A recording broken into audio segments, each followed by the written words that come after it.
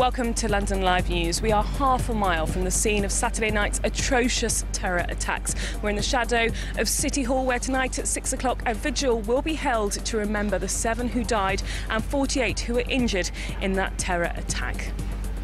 The Met says it now knows the identities of the 3 men who carried out the van and knife rampage. An Irish ID card is found on one of them. Security barriers are installed overnight on 3 London bridges in a bid to bolster security for pedestrians. More raids have taken place at properties in East London this morning. A number of people have been held. The identities of those caught up in Sunday's attack begin to emerge. The first victim to be named is Christine Archibald, a Canadian woman from British Columbia. Meanwhile, Sadiq Khan says London does not receive the right level of funding for policing in the wake of the deadly attacks. Plus, as the Met's chief calls for the terror investigation enormous, we'll bring you all the latest developments as they happen live from Scotland Yard.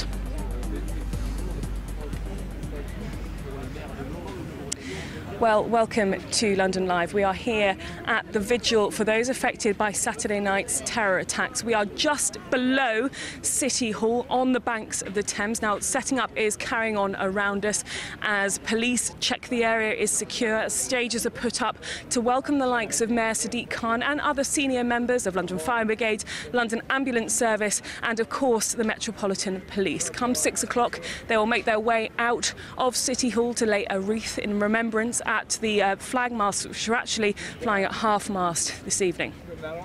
There'll be a 1-minute silence at 20 minutes past 6, so we're expecting crowds to begin to gather here on this really rather small grassy area that sits across from the Thames.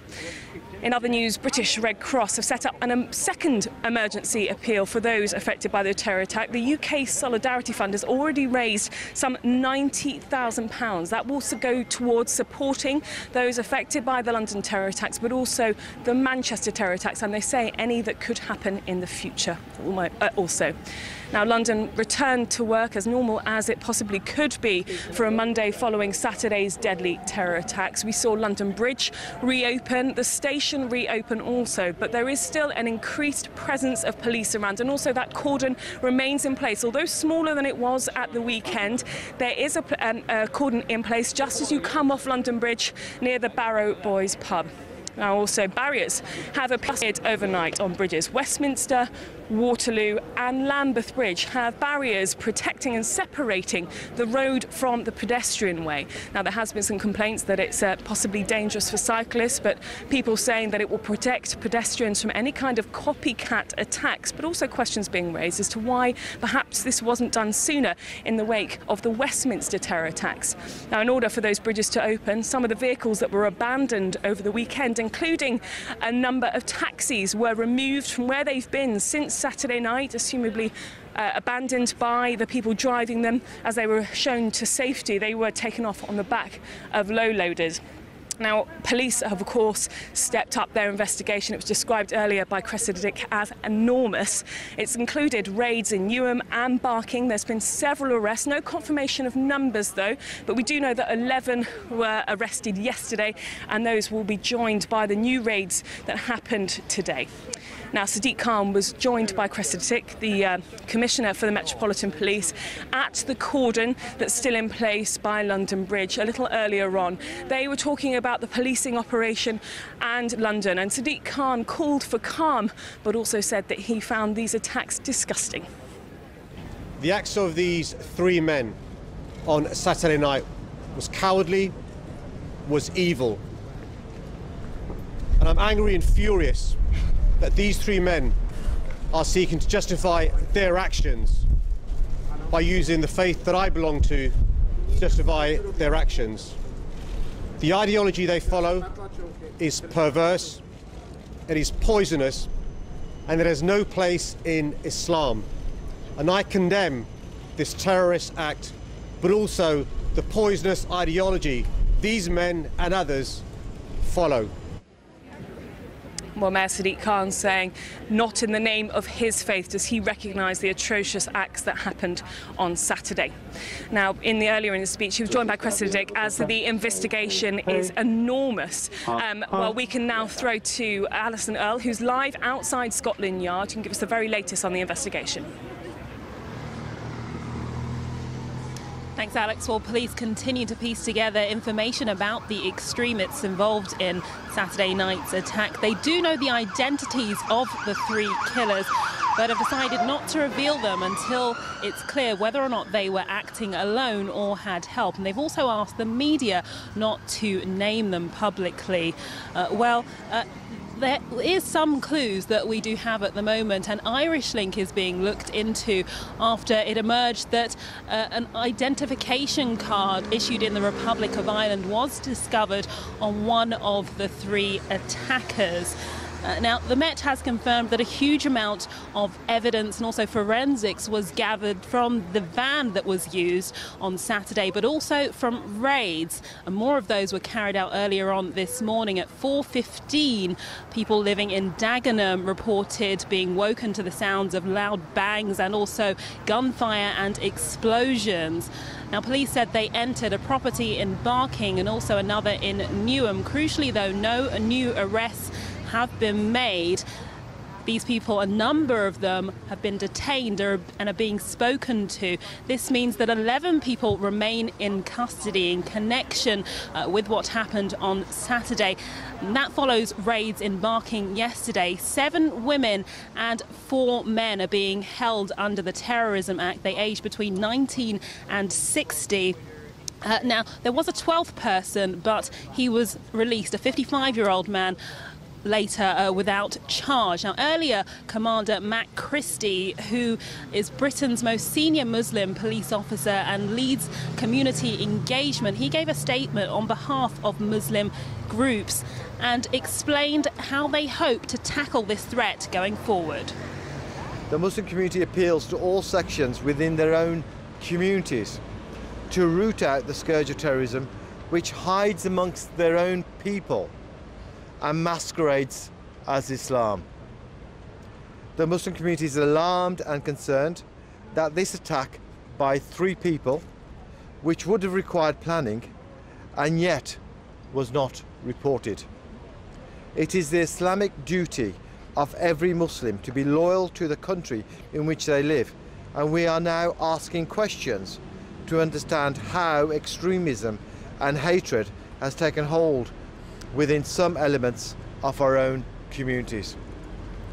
Terrorism and extremism is hurting Islam. Muslims must do more to stop such attacks from happening again, and we want to know how we can play a greater role in the future.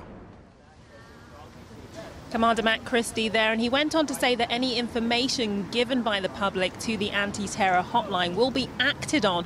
That's despite claims that one of the 3 attackers was reported to authorities, but apparently nothing was done. Well, while questions over that and also the concrete barriers installed just about 200 metres or so from where I'm standing on Westminster Bridge and also Waterloo and Lambeth bridges. Questions over why they weren't put in place before. There's also a spotlight today on Theresa May and the levels of police funding while she was Home Secretary. Well, my colleague Anthony Baxter has more on that and the calls for Mrs May to resign. As forensic teams continue their search for evidence this morning, attention following Saturday's attack also turned to Theresa May's time as Home Secretary amid a deepening row over police numbers. In a speech in London, Mrs May was repeatedly challenged over the cuts made between 2010 and last year. More than 19,000 officers across England and Wales. Now Prime Minister, she insisted Scotland Yard was well equipped to deal with the threat of terrorism and to keep the capital safe. Well, the Commissioner of the Metropolitan Police has said that the Met is well resourced, and they are, and that they have very powerful counter-terrorism capabilities, and they do. We have protected counter-terrorism policing budgets. We have also provided funding for an increase in the number of armed police officers. Since 2015, we have protected overall police budgets, and that's despite the fact that Jeremy Corbyn's Labour Party in the House of Commons suggested that police budgets could be cut. But it's also about the powers that we give to the police. We've given increased powers to the police to be able to deal with terrorists, powers which Jeremy Corbyn has boasted he has always opposed. While it is true to say that armed police numbers have fallen, they are now on the rise again, with the Conservatives promising to invest more than £140 million over the next 5 years, increasing the number of firearms officers by 1,500. But Jeremy Corbyn said Theresa May's record was appalling. Using his return to electioneering after Saturday's van and knife rampage, he accused her of trying to protect the public on the cheap. She was at the Home Office for all this time, presided over these cuts in police numbers, and now is saying that we have a problem. Yes, we do have a problem. We shouldn't have cut the police numbers.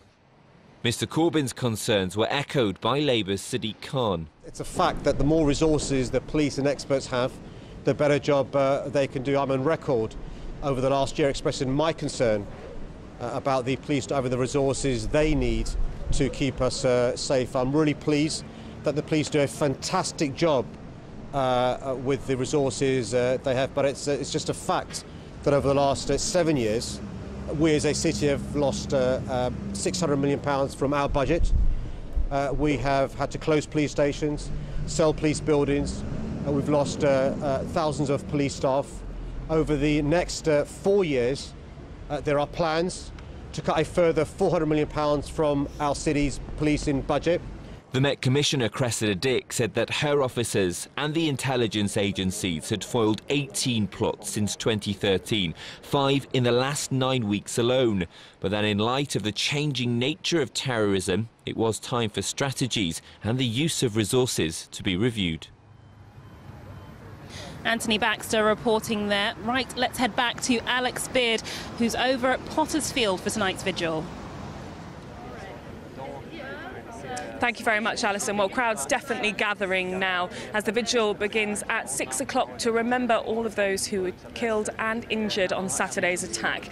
Now, in all, 7 people died on Saturday night, 48 were injured, 36 of those still remain in hospital. The latest update on numbers are 18 are still in critical care. Now, 14 of those patients were taken to King's College Hospital in Denmark Hill. We spoke to somebody from their medical staff a little earlier. A large number of our patients obviously received stab wounds to the head, neck, chest and abdomen, but we also dealt with a number of patients that had suffered blunt force trauma, probably as a result of being hit by a vehicle on London Bridge. At King's College Hospital, we have now returned to normal business, as we actually did yesterday morning, once the major incident was stood down and we treated all the victims of the event. Obviously, as events unfolded on Saturday night, I responded from home, as did many other members of staff at King's. And we dealt with 14 patients brought from the incident at London Bridge and Borough Market. Over the early hours of Sunday morning, we treated all of those patients and then stood our major incident down somewhere around 6 o'clock on Sunday morning and returned to business as usual. Now, our staff are working as usual, but they're being given the opportunity both to speak with each other, colleagues, friends, family about the events, and also, if they need to, have any counselling following the events of Saturday night. Alongside many of our colleagues in other trusts and hospitals in London, we have taken part in a large number of major incident exercises and trained for events like this. We have a major incident plan that we enacted on Saturday night, and staff will broadly follow that plan to ensure all our patients are treated in an expert and excellent manner. My staff, as always, are doing very well. They're very, very resilient. The training helps with events like this, but we're also a very close-knit bunch at King's as well, so we'll talk to each other, express our fears, our thoughts, our emotions, and get on doing what we do at King's. Well, that's an update from just one of 5 hospitals that took in the injured from Saturday night's attack. We're going to take a very quick break now. When we come back, we're going to bring you the very latest on some of the victims that have been named, sadly those who lost their lives. Join us in a few moments.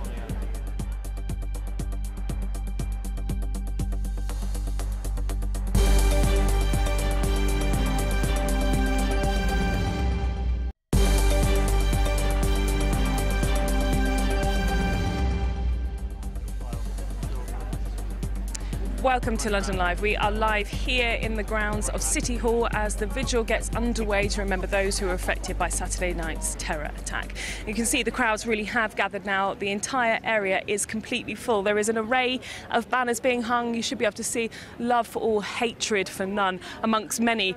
We will be speaking to some of the people who have chosen to come out to this vigil this evening a little later on in the show. But in the last couple of hours, there have been reports that the second victim has been named. named. He's been named as James McCullen, believed to be from the Hackney area. He is the second person to be named of the 7 people killed in Saturday night's terror attack. The first one, Canadian-born Christine Archibald. Now, obviously, that leaves 5 people unnamed, but given the nature of this investigation and the nationalities involved in people who will socialise in London, it is a complex investigation that the police keep reminding us of. Now, today's vigil is to remember and to support those who were affected, and just to show a strength in numbers that London stands together in the wake of the second terror attack to hit the capital in 2 months. Now, let's just remind ourselves of some of the other people who have yet to be found following Saturday night's attacks. 5 people still remain unaccounted for following Saturday night's atrocities. Ignacio Echeverra is a Spanish national who moved here to London last year and lives in Poplar, working with a major bank in the city. A keen skateboarder, he was last seen confronting one of the attackers, defending a woman with his board. Javier Thomas is from France. Both he and his girlfriend, Christine Delcroix, were caught up in the attacks. She remains in hospital, but Javier has not yet been found and is not included in the list of 7 French nationals found by police. 21-year-old Sarah Zelenak is working here as a nanny from Brisbane in Australia. She is known to ring her mum every day, but has not been heard from since Saturday night. Friends are pleading for information on Facebook. Frenchman Sebastien Belanger was last seen running from a bar during the attacks. His friend Gerda Bennett has travelled here to London in an attempt to find him. And a young man known as Sokain was last seen at around 11 o'clock on Saturday night following the attack. His aunt, Hattis Boda, has appealed for anyone with information to contact the police. Well, we're going to return to the studio now, where Luke Blackhall can bring you another roundup of the London headlines.